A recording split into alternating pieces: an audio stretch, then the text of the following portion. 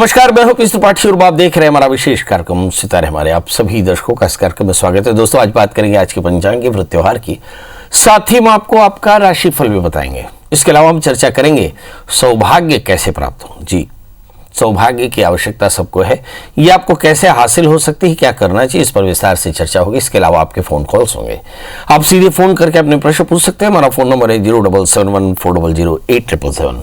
आपसे आधे घंटे तक लगातार ये फोन लाइन खुली रहेगी और हमें आपके फोन का इंतजार रहेगा। तो चलिए कार्यक्रम की शुरुआत करते हैं, जानते हैं आज का पंचांग। आज शुभ संवत 2077 शक 1942 सूर्य उत्तरायण का माघ महीने के शुक्ल पक्ष की द्वादशी तिथि है और दिन बुधवार। आज द्वादशी शाम को 6:06 तक, पुनर्वसु नक्षत्र होंगे दोपहर 1:17 तक। आज चंद्रमा कर्क राशि में होंगे। आज का राहु काल 12:17 से 1:44 तक।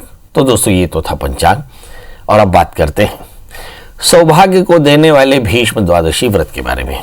जी, माघ महीने के शुक्ल पक्ष की द्वादशी को भीष्म द्वादशी कहते हैं। इस दिन का व्रत करने से सभी प्रकार के सौभाग्य की प्राप्ति होती है। इस दिन जल्दी से स्नान करने के बाद संध्या वंदन करें, यानी नित्य पूजन करें और फिर षोडशोपचार विधि से लक्ष्मी नारायण की पूजा करनी चाहिए। भगवान की पूजा कैसे करें, इस पर चर्चा करते हैं।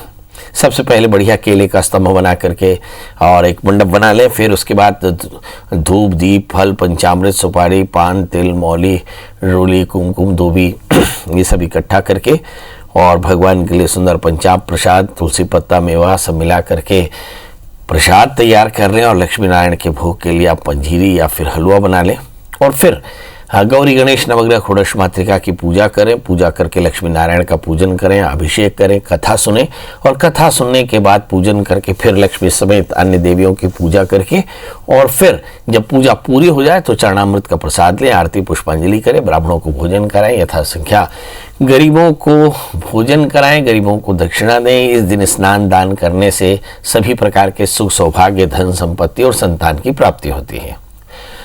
भगवान का भोग लगाएं, गरीबों की सेवा करें, ब्राह्मणों को भोजन कराएं, उसके बाद फिर परिवार सहित भोजन करें तो इससे मोक्ष की प्राप्ति होती है, सब प्रकार के कल्याण की प्राप्ति होती है। बड़ा महत्व की चर्चा करें कि माघ के महीने के शुक्ल पक्ष की द्वादशी तिथि बहुत महत्वपूर्ण है, क्योंकि एकादशी के बाद द्वादशी आती है। इसमें भीष्म द्वादशी का व्रत किया जाता है।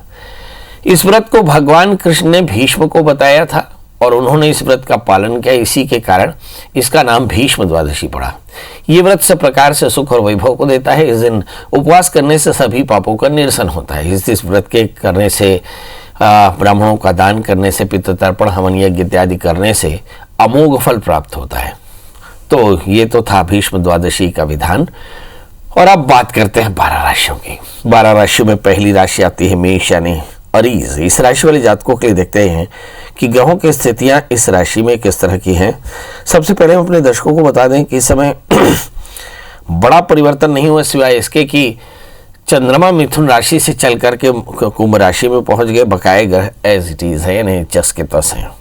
तो चंद्रमा का ही परिवर्तन आपको राशियों में दिखाई पड़ेगा। तो मेष राशि वाले जातकों के लिए सबसे पहले देखते हैं चंद्रमा चतुर्थेश होकर के चतुर्थ स्थान में, मतलब चंद्रमा स्वग्रही है, अपने स्थान को देखते हैं। चौथा स्थान परिवार का होता है, यानी परिवार का सुख आपको मिलेगा। राहु दूसरे स्थान में है। आज भी किसी प्रकार का शॉर्ट टर्म इन्वेस्टमेंट बहुत फायदेमंद नहीं है। मंगल के साथ में राहु पड़े हैं, हेल्थ के इश्यूज हो सकते हैं। बच्चों को तेज गाड़ी नहीं चलानी चाहिए, क्योंकि मंगल दूसरे और केतु 8वें स्थान में है, यानी रूटीन में थोड़ा सा कॉन्शियस रहने की जरूरत पड़ सकती है। भाग्येश बृहस्पति आज भी भाग्य स्थान के स्वामी होकर के दशम स्थान में है, मतलब बहुत सारे जो रोजगार की चाहना रखते हैं उनको रोजगार की प्राप्ति हो सकती है।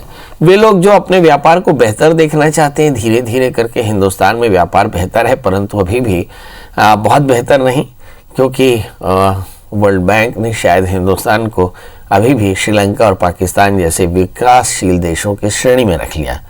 तो अब देखते हैं कि कुल मिलाकर के राहु और केतु के अलावा सारे ग्रह ठीक ही बैठे हैं, तो क्या करना चाहिए। तो इस राशि वाले जातकों को चाहिए कि राहु के मंत्र का जप करें, भगवान शिव का पूजन करें और एक मुट्ठी शक्कर, एक मुट्ठी आटा किसी पीपल के पेड़ में रख करके और प्रार्थना करें, तो आज का दिन बेहतर। अब बात कर लेते हैं दोस्तों वृषभ राशि की। इस राशि में हम देखते हैं कि लग्न में मंगल के साथ में राहु है।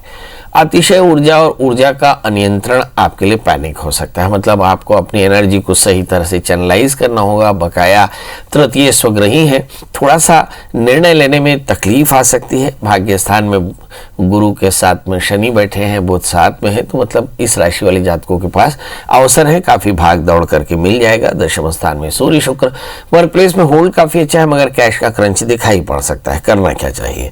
तो केतु के मंत्र का जप करें और साथ में हल्दी नारियल का दान करें तो आज का दिन बेहतर। अब बात कर लेते हैं दोस्तों मिथुन राशि की।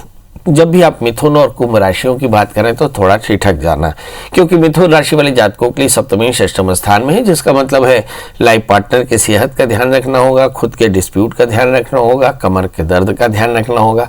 पार्टनरशिप बिजनेस में हो तो उसे संभालना होगा। 12वें स्थान में मंगल के साथ में राहु है, तो आकस्मिक हानि की संभावनाओं से एकदम इनकार नहीं है। 6ठे स्थान में केतु, यात्राएं शुभ नहीं होंगी। इस समय अगर हम धन स्थान में बैठे चंद्रमा को देखें तो सारी परेशानियों के बाद भी धन के योग बड़े प्रबल दिखाई पड़ते हैं। भाग्य स्थान में शुक्र है और सूर्य है, कहीं इमोशनल वेरिएशन नहीं है। कुल मिलाकर आपका कॉन्फिडेंस लेवल बहुत हाई है। मतलब मिथुन राशि वाले जातकों के लिए बचने की बहुत संभावनाएं हैं, क्योंकि मन आपका मजबूत है। क्या करना चाहिए? इस मन को ज्यादा बेहतर बनाएं, भगवान सूर्य को अर्घ दें, आदित्य हृदय स्तोत्र का पाठ करें, थोड़े से पंजीरी का दान करें तो आज का दिन बेहतर। अब बात कर लेते हैं दोस्तों कर्क राशि की, जिसके स्वामी चंद्रमा अपने ही जगह पर बैठे हैं। तो चंद्रमा लग्न में बैठे हैं, मतलब मन विम्सिकल होगा, बहुत सारे निर्णय होंगे, मन हलाकान होगा। खासकर तब जब शनि और गुरु दोनों ही 7वें स्थान में बैठे, तो लाइफ पार्टनर के साथ या पार्टनरशिप बिजनेस में या दोस्तों के साथ रिलेशन थोड़ा सा साउंड प्रूफ तो नहीं, साउंडलेस नहीं रहेंगे, मतलब थोड़ी सी वाद विवाद की संभावनाएं बन सकती हैं। 11वें स्थान में राहु के साथ में मंगल है, अच्छा अवसर है, अवसर आपके पास होगा। संतान को लेकर कुछ अच्छा कर सकते हैं, मगर संतान के करियर को लेकर थोड़े संदिग्ध हैं, चिंतित जरूर हैं। अब इस राशि में देखिए दशमेश एकादशी बैठे हैं, राजयोग है। 11वें स्थान में राहु, अपने आय के रास्ते बड़ी सावधानी से समझना होगा। इस राशि में 8वें स्थान में सूर्य के साथ में शुक्र है, हेल्थ के इश्यूज हो सकते हैं, सावधान रहें। क्या करना चाहिए? तो इस राशि में भगवान शिव का पूजन करना, खीर का दान करना श्रेयस्कर। अब बात कर लेते हैं दोस्तों सिंह राशि की। इस राशि के स्वामी सूर्य 7वें स्थान में बैठे, मतलब अच्छे दोस्त होंगे, और साथ में तृतीय शुक्र भी 7वें स्थान में है, जिसका मतलब है पारिवारिक लोगों से काफी सहयोग मिलेगा। इस राशि में हम देखते हैं 12वें स्थान में चंद्रमा, खर्च के कारण मन परेशान। दशम स्थान में मंगल के साथ में राहु, वर्क प्लेस में भी काफी मेहनत करनी होगी। इस समय अगर हम शनि देखें 6ठे स्थान में है, तो लाइफ पार्टनर की सेहत, और बृहस्पति 6ठे स्थान में, जिसका मतलब संतान को लेकर थोड़ी चिंता हो सकती है। क्या करना चाहिए? तो मंगल के मंत्र का जप करें, हनुमान जी का दर्शन करें, हनुमान चालीसा का पाठ करें, मसूर की दाल गुड़ का दान करें तो आज का दिन बेहतर। अब बात कर लेते हैं दोस्तों कन्या राशि की। ये वो राशि है जिसके स्वामी पंडित जी भी हैं। जी, बुध की, कन्या राशि के स्वामी होते हैं बुध, और ये राशि पंडित जी की भी है। मतलब इस राशि में हम बड़ी सावधानी से देखें कि 11वें स्थान में चंद्रमा है, आय की स्थिति बढ़िया रहेगी। और सप्तमेश बृहस्पति है, सप्तमेश बृहस्पति बैठे 5वें स्थान में, मतलब बच्चों का काफ़ी अच्छा सहयोग रहने वाला है, बच्चों को लेकर अच्छी खबरें मिलेंगी। द्वादशीश इस समय 6ठे स्थान में बैठे हैं, मतलब ऋण रोग व्याधि शत्रुता खत्म होती नजर आ रही है, मतलब टेम्पररी। 3रे स्थान में केतु है, बहुत टैलेंट होगा। भाग्य स्थान में मंगल राहु, लगातार वक्त से उलझ करके काफी ऊर्जा का क्षय हो रहा है, मगर फिर भी ये बहुत जरूरी है। चूंकि अष्टमेश भाग्य स्थान में भागदौड़ जस की तस रहेगी। क्या करना चाहिए? बृहस्पति के मंत्र जप करें, केले नारियल का दान करें तो आज का दिन बेहतर। बात कर लेते हैं तुला राशि की। आप सोचेंगे कि मैं हंस क्यों रहा हूँ? मैं हंस इसलिए रहा हूँ कि जब मैं 12 राशियों की चर्चा करता हूँ तो मुझे महसूस होता है कि शायद कोई राशि ज़्यादा बेहतर, कोई राशि कम बेहतर है, मगर सच बात यह है कि इस महंगाई के वक्त में सभी राशियों का हाल करीकर भी एक जैसा है, सभी का तेल निकला हुआ है। बात कर लेते हैं तुला राशि की। इस राशि में हम देखते हैं कि लग्न शुक्र 5वें स्थान में बैठे हैं, संतान को लेकर के थोड़ी चिंता हो सकती है। 4थे स्थान में बृहस्पति, मतलब एब्डोमिनल एलर्जी से बचकर रहें, रिएक्शन हो सकता है। बाहर का पानी बड़ी सावधानी से पिएं। 8वें स्थान में मंगल के साथ में राहु, लाइफ पार्टनर की सेहत का एकदम ध्यान रखना है, यानी सप्तमी षष्ठम स्थान में है। तुला राशि वाले जातकों के लिए बहुत सावधानी की बात। और इस राशि में हम देखते हैं कि 10वें स्थान में चंद्रमा, वर्क प्लेस में ज़्यादा ध्यान देने की जरूरत पड़ेगी। क्या करें जिससे आज का दिन बेहतर हो? तो इस राशि में हम देखते हैं कि महामाया के दर्शन करना, भगवती महामाया की प्रीता के लिए खीर का दान करना आज बेहतर होगा। बात कर लेते हैं दोस्तों वृश्चिक राशि की। इस राशि का संबंध हिंदुस्तान की इस वक्त तकदीर से है, और इस राशि के स्वामी लग्न में केतु रख करके बहुत सारा टैलेंट रखे हैं, बहुत अच्छे से उलझ रहे हैं। 7वें स्थान में मंगल के साथ में राहु, ऐसा लगता है कि सेहत में थोड़ी सी नाशाज हो सकती है। 6 7वें स्थान में बैठे हैं, लगता है कुछ शत्रु आपके साथ हैं, यानी शत्रु अगर मित्रवत हो जाए तो थोड़ा सावधान रहना चाहिए। वैसे ही 7वें स्थान में राहु है, चीटिंग बहुत हो सकती है, ध्यान रखना। आप 30वें स्थान में शनि है, एरोगेंस हो सकता है, अफेक्शन हो सकता है। तो अफेक्शन तो ठीक है पर एरोगेंस बिल्कुल नहीं, बिल्कुल ठीक नहीं। 30वें स्थान में बृहस्पति, अच्छों की संगत करें, बुरी आदतें आपके लिए पैनिक हो सकती हैं। और 4थे स्थान में सूर्य शुक्र, सामाजिक प्रतिष्ठा बहुत बढ़िया होगी। इस राशि में हम देखते हैं कि भाग्य स्थान में पड़े हुए चंद्रमा जो बताते हैं अवसर आपके पास में है, मतलब अभी भी चीजें बेहतर हो सकती हैं यदि आप चाहेंगे कि नहीं, ये देखने की बात है। शनिश्चर मंत्र का जप करें, काले तिल काले उड़द का दान करें तो आज के दिन बेहतर हो सकता है। अब बात कर लेते हैं दोस्तों धनु यानी सेजिटेरियंस की। इस राशि में भी ढेर सारी चीजें अच्छी है, क्योंकि लग्नेश धन स्थान में है, शनि के साथ में है, मतलब सब कुछ की बात कह सकते हैं कि संपत्ति के योग प्रबल है। 30वें स्थान में शुक्र बैठे हैं, थोड़ी एंग्जाइटी हो सकती है, पर सूर्य हैं, चीज़ें थोड़ी सी बैलेंस्ड हैं। 6ठे स्थान में मंगल के साथ में राहु है, तो ऋण रोग व्याधि शत्रुता के अलावा संतान की चिंता आपको परेशान कर सकती है। 8वें स्थान में चंद्रमा, आकस्मिक हानि या विवादों से आप परेशान हो सकते हैं। 12वें स्थान में केतु, स्थान परिवर्तन के योग प्रबल हो सकते हैं। क्या करना चाहिए? बुध गणपति का पूजन करें, बुध के मंत्रों का जप करें, साथ में हरि मूंग का दान करें तो आज के दिन बेहतर। बात कर लेते हैं दोस्तों मकर राशि की। ये वो राशि है जिसमें 3 ग्रह अब बेहतर बैठे हैं। हालांकि नीचस्थ बृहस्पति हैं, एलर्जी की परेशानी या बुरी संगत हो सकती है, बुरी आदतें भी हो सकती हैं, इससे बचना होगा। लग्न में शनि है, मगर शनि मकर राशि का होने से काफ़ी हद तक चीज़ें कंट्रोल रहती हैं। मगर यस, अहंकार ज़्यादा हो सकता है, ईगो ज़्यादा हो सकता है, अफेक्शन ज़्यादा हो सकता है, मतलब कहीं इम्बैलेंस है, एक्सट्रीमिज्म है, या तो बहुत ईगोइस्टिक होंगे या बहुत ज़्यादा इमोशनल हो सकते हैं। कंट्रोल करने की जरूरत, हालांकि कंट्रोल होता नहीं। 5वें स्थान में मंगल के साथ में राहु, इस समय संतान को लेकर थोड़ी चिंता हो सकती है। संपत्ति के जस के तस है। 7वें स्थान में चंद्रमा, कुछ लोगों की लव लाइफ या कुछ लोगों की शादी की बात हो सकती है। 11वें स्थान में केतु, यात्राएं हो सकती है, यात्राओं में सावधान रहने की जरूरत, क्योंकि 11वें स्थान में केतु है, 5वें स्थान में मंगल। क्या करना चाहिए? तो जल्दी से उठें, सूर्य को अर्घ दें, पंजीरी का दान करें तो आज के दिन बेहतर। बात कर लेते हैं दोस्तों कुंभ यानी एक्वेरियस की। ये दूसरी राशि है जहां पर मैं अक्सर ठिठक जाता हूं, और वजह क्या है? क्योंकि गुरु और शनि 12वें स्थान में बैठे हैं। जब लग्नेश 12वें स्थान में हो तो सेहत, और द्वितीय 12वें स्थान में तो सेहत के साथ प्रॉपर्टी। और इस समय कुंभ राशि में लग्न में सूर्य के साथ में शुक्र है। ऐसा देखने में आता है कि शुक्र अच्छा प्लैनेट है, कुंभ राशि में अच्छा फल देता है, पर मेरा निजी अनुभव यह है कि कैश क्रंच देता है या आपको काफ़ी ज़्यादा तनाव दे सकता है। इस समय अगर हम 5 स्थान में पड़े मंगल राहु को देखें तो ऐसा लगता है पारिवारिक अशांति हो सकती है। इस समय 12वें स्थान में शनि गुरु, साथ में बुध भी बैठे हैं, तो मुझे ऐसा लगता है कि स्थान के परिवर्तन के योग बड़े प्रबल। अगर हम चंद्रमा को देखें, चंद्रमा 6ठे स्थान में, तो ऋण रोग व्याधि शत्रुता की चिंता होती है। भाग्य स्थान में केतु, यात्राएं अभी भी पेंडिंग है। क्या करना चाहिए? तो इस राशि वाले जातकों के लिए भगवान शिव की शरण में जाना चाहिए। ओम नमः शिवाय इस मंत्र जप करें, भगवान शिव का अभिषेक करें, और साथ में थोड़े से पंजीरी और पंचामृत का दान करें तो आज के दिन बेहतर। अब बात कर लेते हैं दोस्तों मीन राशि की। इस राशि में हम देखते हैं कि लग्नेश बृहस्पति 11वें स्थान में, आय की स्थिति बेहतर है। 12वें स्थान में सूर्य शुक्र, आंखों की थोड़ी तकलीफ हो सकती है। 3रे स्थान में मंगल राहु, बहुत ज़्यादा एक्साइटेड बिल्कुल ना हो, अपने काम में फोकस करें। और इस समय अगर हम देखें 5वें स्थान में पड़े हुए हैं चंद्रमा, जो बताते हैं कि चंद्रमा मनुष्य हो जाता है, संतान को लेकर थोड़ी चिंतित हो सकते हैं। भाग्य स्थान में केतु पड़े हैं, तो खूब सारा टैलेंट है। और 11वें स्थान में राहु, 11वें स्थान में मंगल, बृहस्पति के साथ में शनि है, बुध भी सामने है, तो मुझे ऐसा लगता है इस राशि वाली जातकों के लिए राजयोग बना हुआ है। मतलब इस राशि में आय भी अच्छी है, सत्ता भी अच्छी, सत्ता के साथ सरोकार भी अच्छा है, इन वर्क प्लेस में होल्ड भी अच्छा है, कैश का क्रंच भी नहीं है, बहुत सारा पैसा आ रहा है। मगर आंखों की तकलीफ है, थोड़ी सी एलर्जी की परेशानी हो सकती है। क्या करना चाहिए? तो हनुमान जी का दर्शन करें, हनुमान चालीसा का पाठ करें, मसूर की दाल गुड़ का दान करें तो आज का दिन बेहतर होगा। तो दोस्तों ये तो था मेष लेकर मीन काल। अब हमारे दर्शकों के प्रश्नों का सिलसिला। पहली कॉलर सोनाली जी। सोनाली जी, आपको बहुत बहुत स्वागत है। बताइए क्या जानना चाहते हैं? प्रणाम पंडित जी। एकदम प्रणाम, बताइए जी। मैं अपने मामा के बारे में जानना चाहती हूँ, उनकी शादी के बारे में। उनकी शादी नहीं हो पा रही है, तो जन्म ना 14 अक्टूबर सुबह 4 बजे है, 1984 है। और जन्म स्थान? हाँ, जन्म स्थान कुम्हारी। बोलो बेटा, क्या करते हैं तुम्हारे चाचा? वो रेलवे में ड्राइवर है। चलिए, आइए देखते हैं कि शादी नहीं हो रही, वजह क्या है भाई। शादी तो होनी चाहिए, शादी नहीं हो रही तो बुरी बात। आपके मामा का जन्म लग्न सिंह है और उनकी राशि वृषभ है। सप्तमी शनि है और ये शुक्र के साथ में तीसरे स्थान में बैठे। जब कभी भी सप्तमी या द्वादशीश या द्वादश भाव या सप्तम भाव शनि जैसे ग्रहों से आक्रांत हो जाए तो ऐसी स्थिति में शादी में विलंब आता है। क्या करना चाहिए? तो फिर आपको चाहिए कि आप मामा के लिए कर्क विवाह कराएं। शनिवार रविवार में किया जाने वाला ये पूजन है, तृतीय मानुषी विवाह है। ये मेरा ख्याल है एक कर्मठ गुरु नाम के ग्रंथ में आपको इसका वर्णन मिलेगा, तो उस ग्रंथ का आप अनुकरण करें, निश्चित तौर पे फायदा होगा।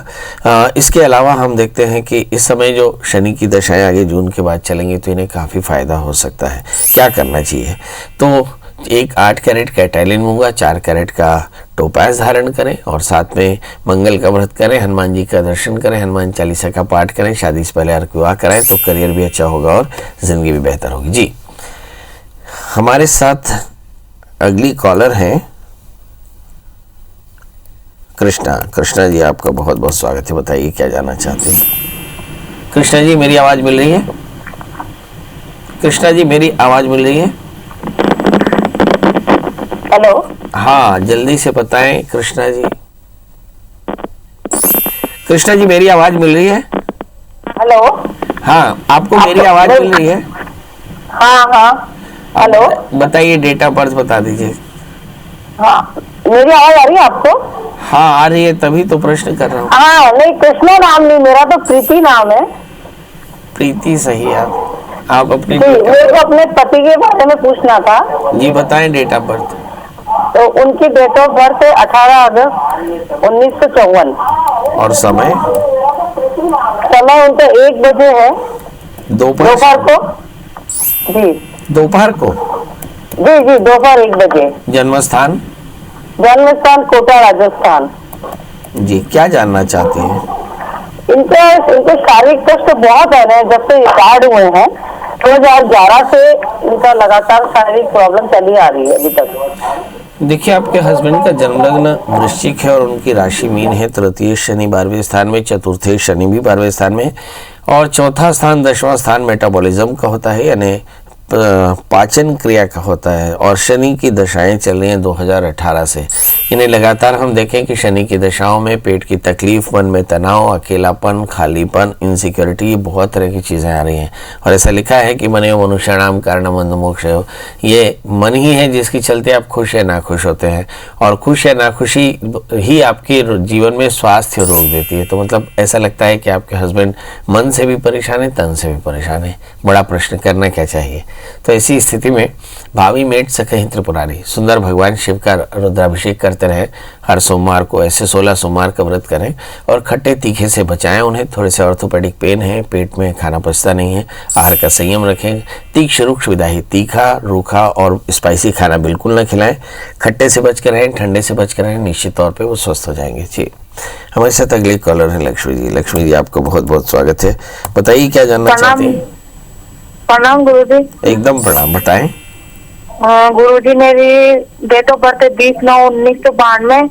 जन्म स्थान बूंदी है। समय 10:30 से 11 के बीच में है। गुरुजी, मैं जानना चाहती हूँ कि मेरी पहली शादी हुई थी, वो टूट चुकी है। अब दूसरी शादी में भी अड़चन आ रही है। दूसरी शादी हो चुकी है, वो भी टूटने के ऐसे टूटने के पगार पे समझ लो आप। तो मतलब एक शादी टूटेगी या रहेगी, या कोई उपाय जिससे ये शादी बच सके? आपका सुबेरे का जन्म है, रात का? दिन सुबह का जन्म है, 10:30 से 11 के बीच में। हाँ, आप तारीख क्या बताई थी? 20 सितंबर 92। 20 सितंबर 1992। आपको गुस्सा कितना आता है? पंडित जी, गुस्सा भी आता है, जहाँ गलत हो वहाँ गुस्सा भी आता है। बहुत बढ़िया। चलिए, ज्यादातर लोगों को ये समझ में नहीं आता कि उनके गुस्से से दूसरा कौन कितना परेशान होता है, और शायद यही कारण है कि रिश्तों में कई बार तकलीफ आती है। बहरहाल, आप देखें कि आपकी जन्म कुंडली में ऐसा क्या है जिसके चलते गुस्सा ज़्यादा आता है और आपके रिश्ते बेहतर नहीं रह पाते। आपका जन्मलग्न मेष है और आपकी जन्मलग्न तुला है और आपकी राशि जो है वो मिथुन।